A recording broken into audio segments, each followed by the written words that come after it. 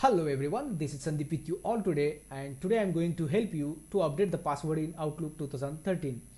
Let's assume your password got expired and you want to update the new password in Outlook 2013. Then there are basically two ways. The first way will go to the files, account setting, select the account which you want to update the password and find the option called repair.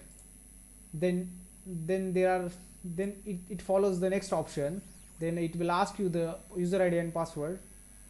In this way you can update the new password for the id, and the second way will go to the send and receive. Then there is an option called type, exchange password and connect. Then we select this option, we'll go to the password and we'll provide the password which we did reset here.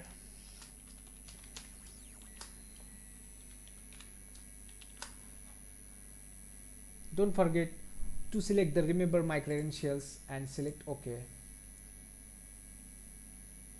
That's all. It will synchronize the new password and will start updating the folder.